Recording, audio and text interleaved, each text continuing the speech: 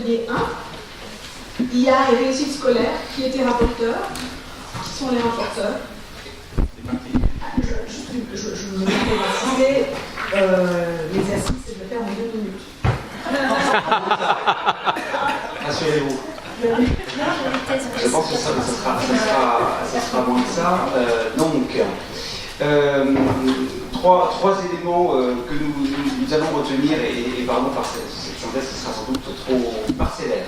Le premier point donc sur cette proposition d'une mission pour l'IA et l'éducation, c'est de se poser la question finalement d'une IA. Ça nécessite aussi d'avoir un point de vue philosophique au fond.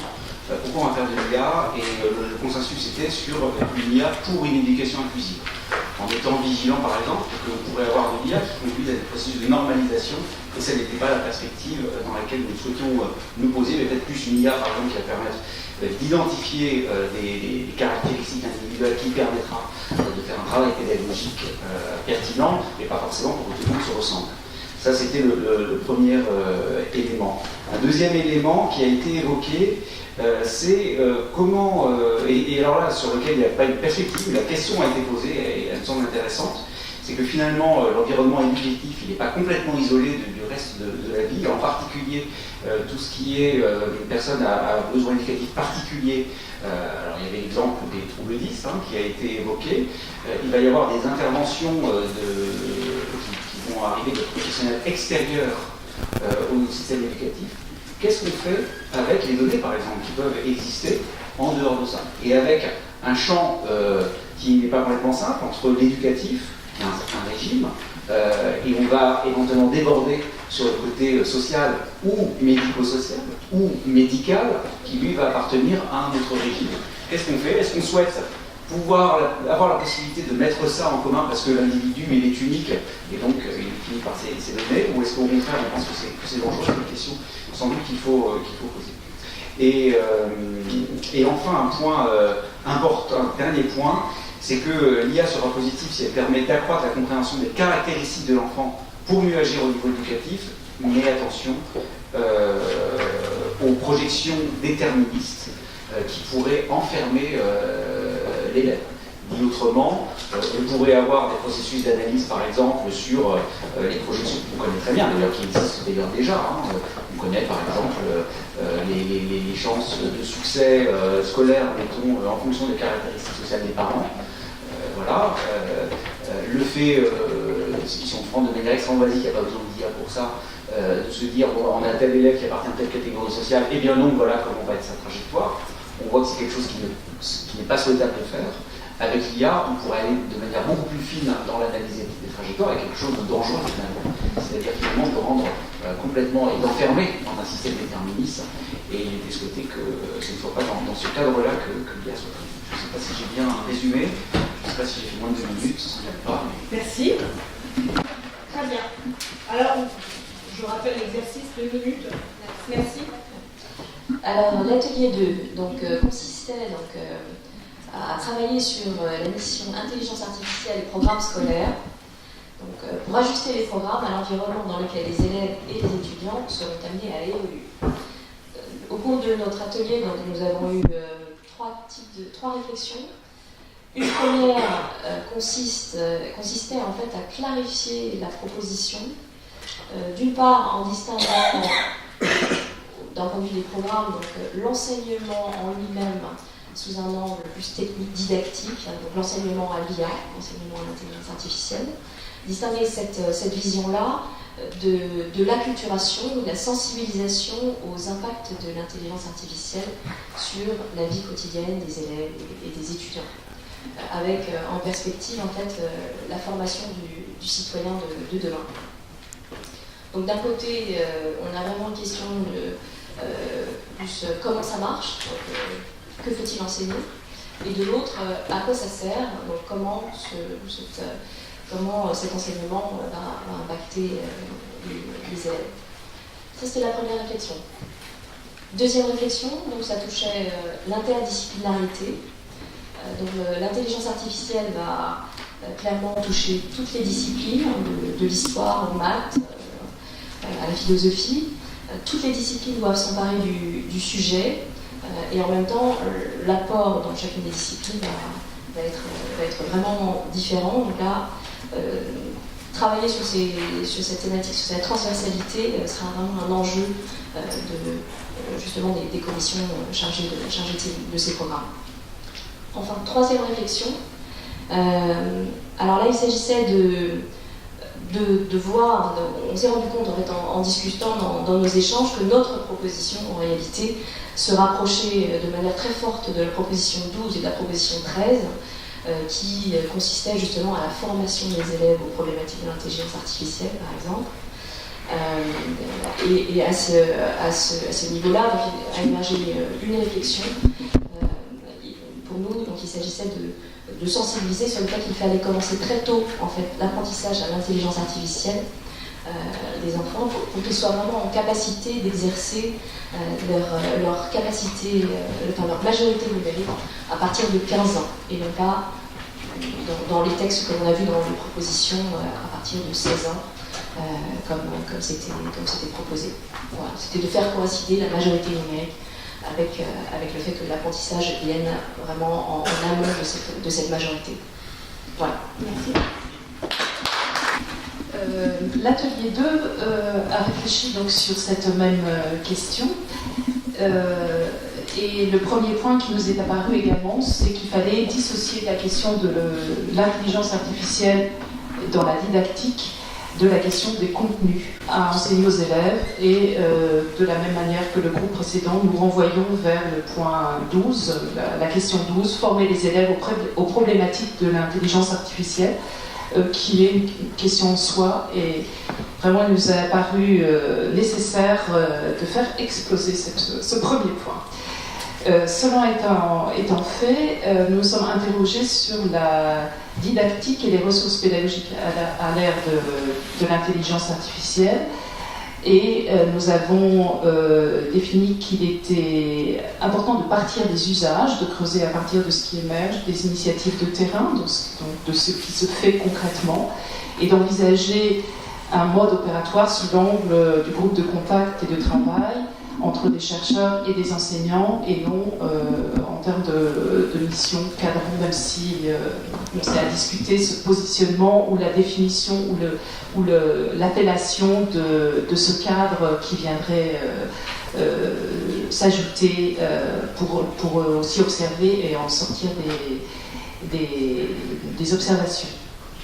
Le troisième point que nous avons abordé, c'était l'idée qu'il fallait évidemment que chaque discipline était un terrain pour créer des nouvelles relations, des nouvelles observations, des nouveaux usages, voir comment l'intelligence artificielle pouvait s'exercer dans chaque discipline, pouvait explorer des pistes, pouvait développer des choses qui étaient à la fois sans doute individuelles à une discipline, mais aussi avec un regard très transverse sur ce qui peut circuler d'une discipline à l'autre et sans perdre donc de vue une nécessaire transdisciplinarité.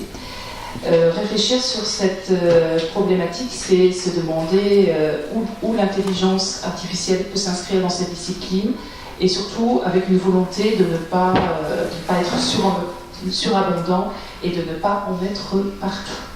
Voilà, donc à la fois creuser une discipline et puis penser en transdisciplinarité, c'était notre troisième point. Nous allons passer à l'atelier 3, concertation avec les enseignants. Il devrait y avoir 2 ateliers, donc un rapporteur. Est-ce qu'il y a eu un autre atelier ? Alors l'atelier 3 consistait à s'interroger sur une grande concertation organisée avec les enseignants sur l'avenir de leur métier à l'ère des révolutions tech et les conséquences à en tirer.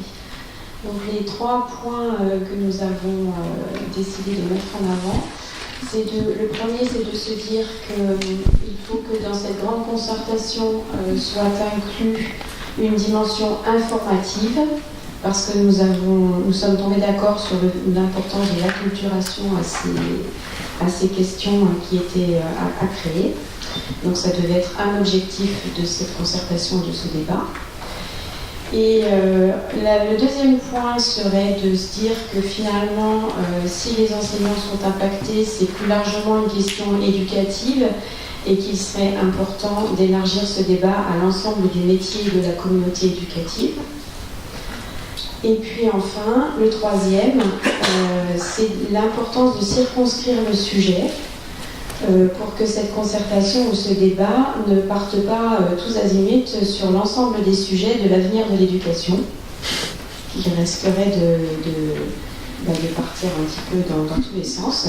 Et donc circonscrire le sujet et clarifier les termes de sortie du débat, c'est-à-dire avoir, avant de commencer, que peut-être une volonté politique, une volonté qui viendrait du ministère de dire on va débattre, mais déjà on cadre bien la chose et on dit quels sont les moyens du débat. Merci.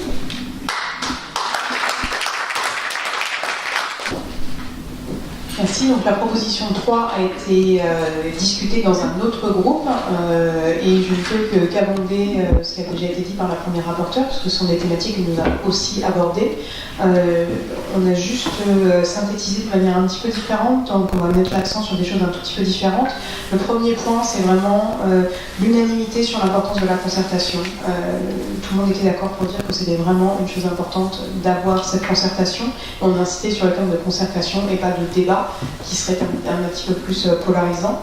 Le deuxième point, c'était qu'au-delà de cette unanimité, il y a une vraie question sur les modalités de mise en œuvre, et que ce serait évidemment les détails des modalités de mise en œuvre qui pourraient poser question, notamment au niveau de l'obligation ou non de participer à cette concertation. Et il semble important que ce soit une proposition de participation à une concertation et non une obligation. Nous proposions d'élargir au-delà simplement du métier de l'éducation, de proposer quelque chose de plus large, voire aux parents, voire ceux qui le souhaitent, de proposer à ceux qui le souhaitent de participer à ce débat. Et ce qui paraissait aussi important, c'était de s'attacher à faire attention à la formulation des termes traités et des matériaux préalables aux discussions, avec justement cette dimension informative. On a aussi noté le fait de préférer le terme, dans ce qui était dans la proposition, de remplacer le terme de recrutement par le fait d'ajouter formation initiale à formation. Et puis donc le troisième point, ça a été en fait la discussion sur la pertinence d'une telle concertation en dehors, justement cette question de est-ce que c'est une concertation spécifique IA, comment est-ce qu'on cadre. Chez nous, ça a été est-ce que cette concertation sera pertinente en dehors d'une concertation plus large sur l'état de l'école aujourd'hui. Et que d'avoir cette concertation sur l'IA en dehors d'une concertation plus large posait question. Donc, merci. Appel à projet, décrochage et besoins spécifiques. Là, il y a un seul rapporteur. Merci. Donc effectivement, pour cette recommandation numéro 4, on a surtout travaillé sur les conditions pour le cahier des charges, les recommandations pour le cahier des charges. Le premier point qui a été mis en avant, c'est en fait de bien distinguer les différents besoins des publics ciblés, c'est-à-dire que le regroupement qui a été fait, élèves décrocheurs et élèves à besoins spécifiques, les publics ne se recouvrent pas vraiment. Donc il y a un public de décrocheurs, un public d'enfants 10 variés, des enfants avec des besoins sociaux particuliers. Donc voilà, par rapport à l'appel à projet, vraiment distinguer les publics destinataires de ces projets.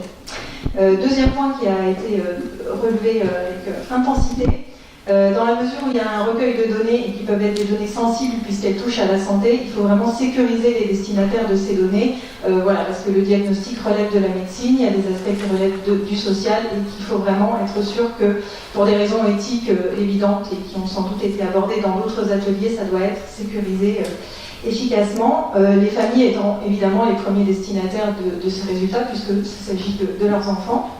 Et enfin, un autre aspect important, dans la mesure où il s'agit de faire des appels à projets pour développer des outils, l'idée est de faire que les outils développés soient d'emblée inclusifs et qu'il ne faille pas une adaptation supplémentaire pour les rendre adaptés à des publics spécifiques, mais vraiment d'inclure l'inclusion, si je peux dire, d'emblée dans le projet, dans la mesure où on sait bien que lorsqu'il y a des adaptations, en fait, elles sont utiles à tous les élèves et non pas seulement aux élèves auxquels elles étaient destinées. Ça permet d'améliorer les apprentissages de tous. Voilà, donc ça c'était pour la proposition 4. Et je ne vous abandonne pas puisque je fais également la proposition numéro 5 autour des Learning Labs. Donc le terme même de Learning Lab a été l'objet de débat, peut-être que ça peut avoir un autre nom, peut-être que le Learning Lab n'est pas nécessairement un lieu physique. En tout cas, 3 éléments qui nous semblaient importants collectivement. D'une part, le fait que le lab doit regrouper très largement les acteurs associés, donc les enseignants, les chercheurs, mais également les familles, les élèves, les institutions existantes comme Canopée, et puis les associations qui peuvent être intéressées, notamment des personnels relevant du médico-social, puisqu'on s'adresse effectivement à des enfants en situation qui ont des besoins spécifiques et qui relèvent de l'inclusion. Donc premier point, acteurs divers. Deuxièmement, par rapport aux expériences qui ont été rapportées par les participants, l'idée est que ce n'est pas quelque chose qui s'institue comme ça en claquant des doigts, mais que ça nécessite un temps assez long pour que tous ces acteurs s'apprivoisent, pour qu'ils acquièrent un langage commun, une culture commune, de manière aussi à construire la confiance et l'acceptabilité de ces dispositifs par les enseignants, ce qui est la condition de l'essaimage des résultats et des outils éventuellement construits. Que ces labs doivent s'organiser autour de projets qui puissent venir de chercheurs ou bien à l'initiative des enseignants aussi, sachant que l'évaluation des labs est triple, c'est d'une part par les projets de recherche avec les critères des universités, par l'efficacité sur les apprentissages des élèves et aussi par la réalité ou non du rapprochement entre chercheurs et enseignants, qui est une des visées des labs. Et le troisième point, donc, c'était les conditions de faisabilité, c'est-à-dire de possibilité d'avoir des labs qui soient effectivement opérationnels sur le terrain. La participation au lab doit être un des axes de développement professionnel des enseignants, en tous les cas c'est comme ça qu'ils doivent le vivre. C'est pour ça qu'ils doivent y être formés lors de leur formation initiale et continue pour savoir comment utiliser et comment agir au sein de ces labs. Et évidemment, et là c'est une question complexe, ça suppose des aménagements organisationnels dans la vie des établissements, dans l'emploi du temps des enseignants, pour que les labs soient des lieux véritablement vivants. Voilà, merci. Merci. Alors, la proposition était de développer les programmes interdisciplinaires de recherche et d'innovation collaborative d'IA autour des thématiques d'éducation. Et sur cette thématique, nous avons mis en avant 3 points relatifs au champ des acteurs impliqués dans ces programmes, relatifs à l'évaluation de ces programmes et à la mise à l'échelle de ces différents programmes. Je vais revenir sur ces différents points. Sur le premier point, l'idée serait d'élargir le champ des acteurs dans une démarche de co-construction en partant des questions qui se posent au monde de l'éducation, et pas en partant des solutions, avec donc le spectre le plus large des acteurs privés, avec la question de leur implication en amont de la recherche, mais aussi bien évidemment des acteurs publics, et enfin en incluant les professeurs, les apprenants, lors des phases de recherche, lors des phases de développement et enfin lors des phases de déploiement, dans une démarche réellement de recherche centrée sur l'utilisateur. On a parlé d'inclusive by design. Donc ça c'est notre premier point. Le deuxième point, en aval de la recherche fondamentale, lors d'un petit livret, on parle de recherche fondamentale autour de modèles de fonctionnement. On pense qu'il faudrait spécifier ce qu'on entend par modèle de fonctionnement. Donc en aval de cette recherche fondamentale et de la recherche appliquée, avec l'ensemble des acteurs, il y a la question donc de l'évaluation qui doit être mise en place de ces différents programmes de recherche et également des financements qui doivent être alloués à cette évaluation. Et enfin, sur le troisième point, il y a la question du passage à l'échelle, parce que si on peut mettre ces programmes de recherche sur de petites échelles, la question c'est leur passage à l'échelle notamment nationale, mais aussi, il y a un point qu'on a mis en avant, c'est la question du développement durable dans cette mise à l'échelle, dans le cadre notamment de l'agenda 2030. Je vous remercie. Merci.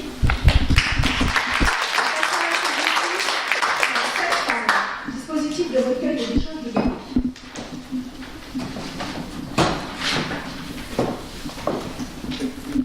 Donc nous avons d'abord eu l'idée de nous inspirer de ce qui se fait dans d'autres pays, puisque nous ne sommes pas les premiers à réfléchir, à collecter et partager de la donnée d'éducation avec rigueur et précaution. Et donc il se trouve qu'aux États-Unis, et cela va nous servir d'objet d'étude, il existe un Family Educational Rights of Privacy Act depuis 1974 qui encadre la donnée de manière assez restrictive et de manière assez punitive quand elle sort de l'établissement.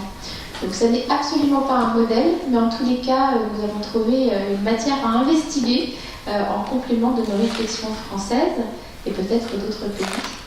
Le deuxième point était de s'inspirer de ce qui se fait potentiellement dans d'autres domaines du service public ou dans d'autres secteurs d'activité où nécessairement on doit réfléchir à qui voit quelle donnée.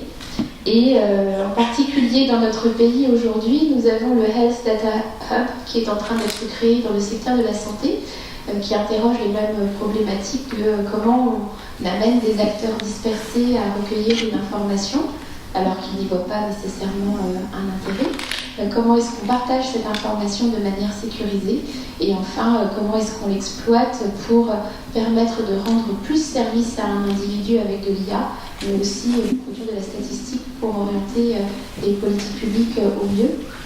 Voilà deux sources d'inspiration et d'études complémentaires qui nous amènent aussi à réfléchir à l'évolution de notre réglementaire, puisqu'aujourd'hui notre réglementaire est vécu beaucoup comme une contrainte avec les RGPD et la CNIL.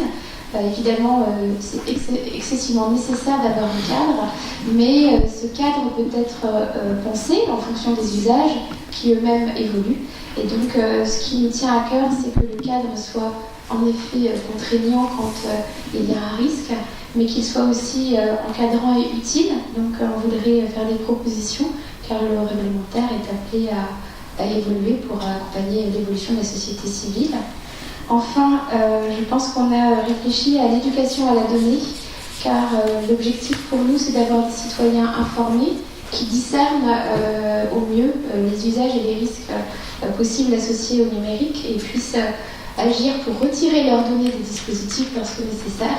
Et donc, l'éducation à la donnée requiert d'utiliser un langage simple pour que, du petit enfant jusqu'à la personne âgée, on puisse transmettre l'information de pourquoi on prendrait une donnée, à quoi elle sert, à qui, et comment est-ce que la personne peut éventuellement la récupérer.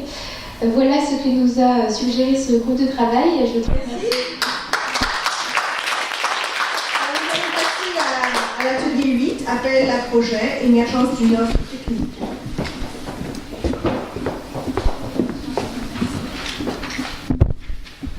Merci. Donc sur la partie, première partie, la partie appel à projet, le premier point, c'est d'avoir de l'ambition de déterminer des budgets qui soient des budgets ambitieux. Pour rappel, le plan IA Villani est d'1 milliard d'euros. Le plan IA Éducation est de 12 millions d'euros, c'est-à-dire un centième. Donc je renvoie au hashtag le plus important. Il faut qu'on puisse augmenter les budgets de manière très importante. Voilà.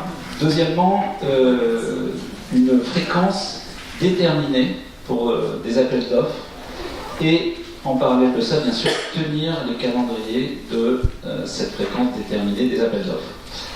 En troisième lieu, avoir un guichet ouvert, cette fois-ci pour des appels à projet au fil de l'eau, qui vont permettre, au-delà des appels d'offres, de pouvoir permettre aux acteurs de la tech de faire des propositions.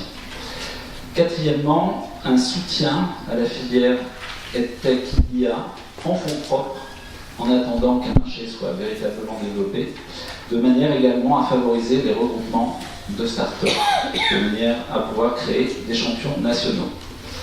Cinquièmement, il faut des critères de sélection lors de ces appels d'offres et de ces appels à projets qui incluent une IA d'origine française ou européenne, de manière à garantir la souveraineté de l'IA vis-à-vis des IA chinoises ou américaines qui prendraient des sociétés françaises pour la diffuser. Quatrième, toujours dans ce point-là, avoir dans les critères de sélection, des critères de sélection qui soient adaptés à la taille des différentes entreprises. Ensuite, sur le deuxième aspect, sur l'aspect de la co-construction, cette co-construction qui est une co-construction indispensable à la réussite des projets, il faut qu'elle puisse se faire avec les territoires, les académies et les collectivités. Il faut, dans le cadre de ces projets, avoir dès le départ une capacité à industrialiser ces projets. C'est-à-dire à partir du moment où on lance un projet et qu'il est réussi, il ne faut pas que derrière on se pose la question de savoir ce qu'on fait une fois qu'on a terminé cette expérimentation. Il faut que l'industrialisation soit là dès le début.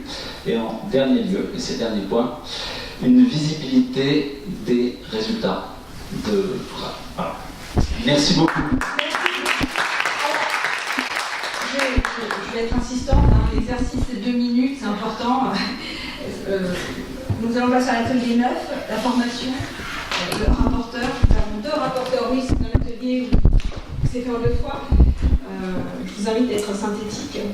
Merci, je n'ai pas oublié la consigne, 2 minutes. Donc formation et information des personnels de l'enseignement, enseignants et personnels d'encadrement. Les 3 idées directrices qui sont ressorties de cet atelier sont donc la première, la prise en considération des attendus des enseignements du module sciences numériques et technologiques pour concevoir les formations des enseignants. La deuxième idée, la mise en place d'un plan de formation initiale et continue en prenant en compte l'ensemble des structures concourant à la formation, notamment le PAF, Canopé et les collectifs d'enseignement. Cela pourrait s'apparenter ou s'effectuer selon les principes de la formation horizontale en complément d'une formation descendante, en y associant les instituts de recherche et en faisant en sorte que les référentiels soient les plus simples, les plus concis et les plus concrets possibles.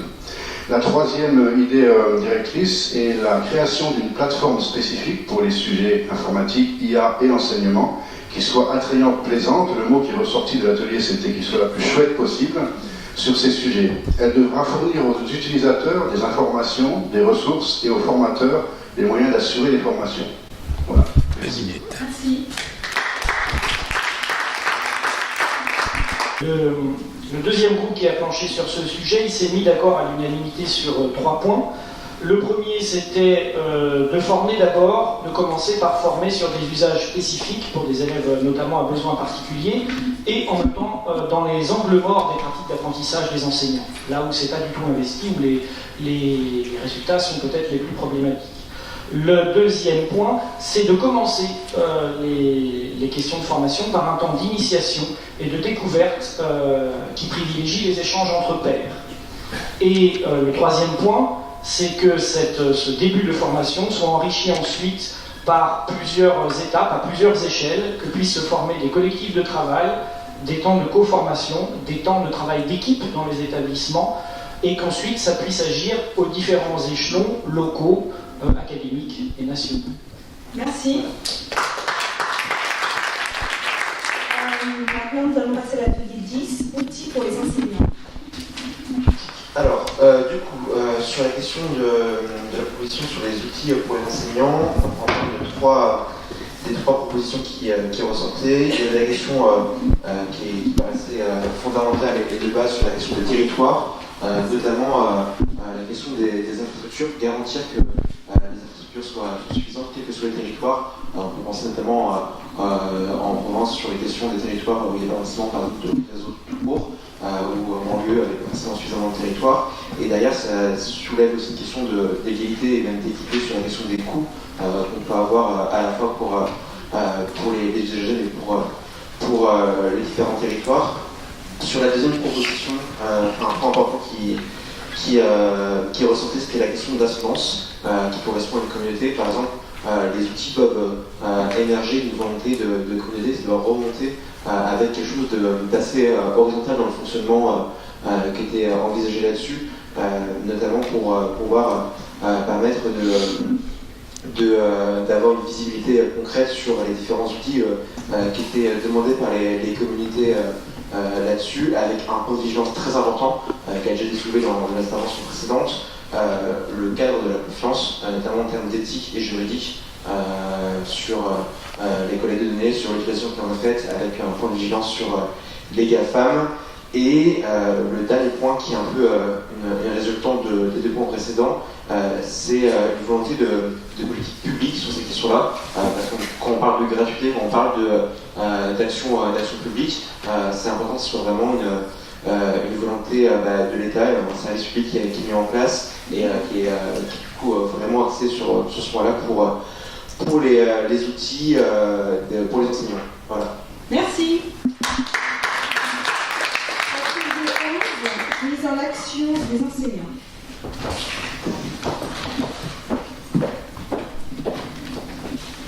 Merci. Donc le premier point, ça a été une fois de plus l'unanimité sur l'importance de soutenir par le terrain le développement de solutions IA, donc par les enseignants eux-mêmes et les collectifs d'enseignants. Et le fait que les acteurs se sentent servis dans leur réalité quotidienne. Donc les discussions ont surtout porté sur les modalités de mise en œuvre. Il y a eu 3 points qui ont été particulièrement discutés. Le premier, c'est les outils utilisés pour la reconnaissance évoquée dans l'implication dans ce développement. Parce que dans le rapport était déjà évoqué les décharges, on a évoqué d'autres outils de reconnaissance possibles, comme l'inscription dans la ventilation ou les états de service, ou l'utilisation d'IMP, ce sont donc des missions particulières. Et puis on a noté que l'utilisation de certains outils semblait inappropriée, que ce soit la progression indicielle ou la certification, en raison des contraintes actuellement existantes qui les rendraient difficilement mettables en œuvre.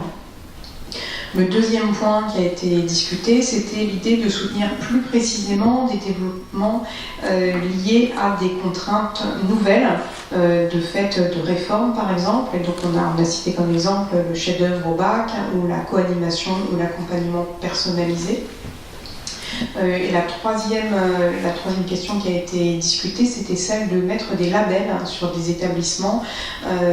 Et ce qui a été évoqué, c'était le fait que ça serait susceptible en fait, d'augmenter les déséquilibres dans les territoires en mettant en lumière des zones qui étaient déjà bien servies, et peut-être lui préférer à ce système de label un système d'adhésion à des chartes. Voilà, je m'arrête là. Merci. Et 13, ils ont été traités en même temps, la sensibilisation des élèves et l'étude des usages des élèves. Oui, alors on s'est surtout polarisé sur la couleur à venir par manque de temps aussi. Un constat en forme un peu d'horizon, c'est que sans doute cette proposition est la plus hors sol de toutes. Parce que en fait, les usages intuitifs quotidiens et souvent consuméristes déployés par les élèves de l'IA à travers tous leurs objets hyper connectés avec lesquels ils sont tous les jours, donc, est ce qui inscrit une zone floue, une zone grise, qui est à la fois difficile et urgent d'inclure dans le projet global. Difficile donc par les effets perturbateurs et souvent confus de ces usages. Perturbation, on les connaît, donc destruction de l'attention, captation de leur temps lors d'école, tendance au relativisme, discrédit de la parole des professeurs et donc du savoir qu'ils incarnent. Bon. Et en même temps urgent afin de constituer cette première alphabétisation en quelque sorte des élèves à l'IA, non pas simplement comme un obstacle, mais vraiment comme une base d'un nouveau rapport instructif à ces objets, quitte à inventer des ruses pour essayer de s'appuyer sur ces premiers usages. Le second point, c'est que en ce sens, donc, si le nouvel enseignement prévu à la rentrée est totalement inédit, en ce sens, là, vraiment, et un sciences numériques et technologies, qui va aborder le volet surtout fonctionnel du rapport donc, des élèves à ces objets techniques et donc à l'IA en particulier, donc vraiment entrer dans le fonctionnement et, de l'IA, de ces objets, etc.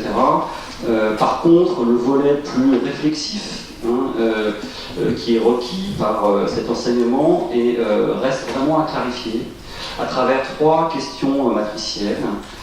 La première, c'est qui porte cette réflexion. Donc quel champ disciplinaire et pilote, quel champ transdisciplinaire. Ensuite, sur quoi porte cette réflexion. Donc statut des données, majorité numérique, statut de l'algorithme, formation d'esprit critique, sélection d'informations, etc. Et puis enfin, troisième question, comment la porter. Et donc en rythmant à la fois une interrogation de type un peu plus spéculatif qui interroge l'élève dans sa situation par rapport à la dimension technique, et enfin donc peut-être inventer des ateliers numériques. Voilà. Merci. Atelier 14, observatoire participatif. Est-ce que cet atelier a eu lieu? 14-15. 14-15 D'accord. C'est bon. Merci beaucoup.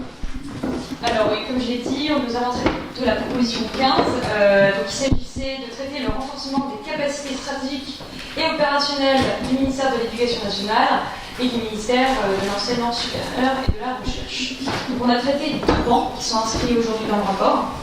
Le premier étant l'intégration des profils externes à forte compétence IA au ministère. Le deuxième est la création d'un outil de pilotage stratégique au niveau ministériel, pour ce qui est de l'IA en éducation. Donc, nous aurons 2 points et non pas 3, couvrant chacun de ces pans. Concernant la question d'intégration des profils externes à forte compétence IA, effectivement, ce qui est ressorti des discussions, c'est qu'il faut continuer d'utiliser les dispositifs en place pour renforcer ses compétences en interne, notamment via le dispositif de la procédure de détachement universitaire volontaire.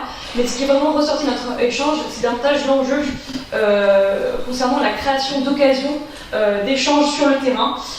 Et nous avons cité notamment l'exemple de l'incubateur académique, en incluant notamment des représentants des entreprises. Voilà, donc c'est plus finalement lien avec la proposition 14. Et deuxième point que nous avons traité, donc la question de l'outil de pilotage stratégique en se basant sur l'existant.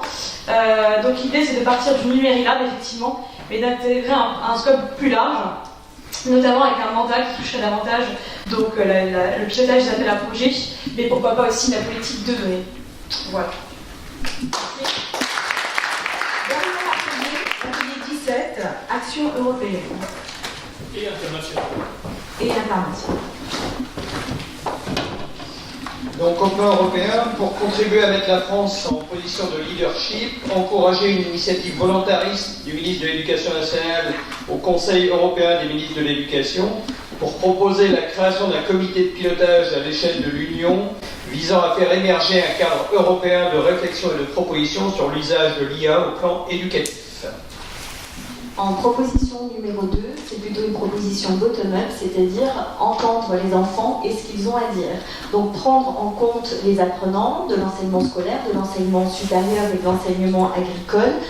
Ceux qui rentrent en petite section en 2019 seront en bachelier en 2034, commenceront une seconde vie en 2081 à 65 ans, et bref, ils vont traverser le siècle. Et aujourd'hui, même si ça ne s'apprend pas à l'école, ils ont des choses à dire.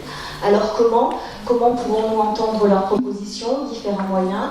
Le Parlement européen des enfants, où là aussi il y a matière à débattre, par le biais du Conseil national de la vie lycéenne, même si les collégiens ont aussi des choses à dire, mais aussi, puisqu'il y a des rendez-vous justement avec le ministre sur ce sujet, mais aussi tous ceux qui passent sous le radar, qui ne sont pas élus et qui pourtant sont fans de ces sujets-là et qu'on n'entend pas encore. Donc la deuxième proposition, laisser la parole aux enfants. Troisième proposition, pour dépasser le cadre européen, proposer d'utiliser le réseau de l'Agence d'enseignement du français à l'étranger et son maillage d'établissements au niveau international pour s'en servir comme base permettant de susciter et de fédérer des initiatives larges avec peut-être comme priorité la sphère francophone pour démarrer.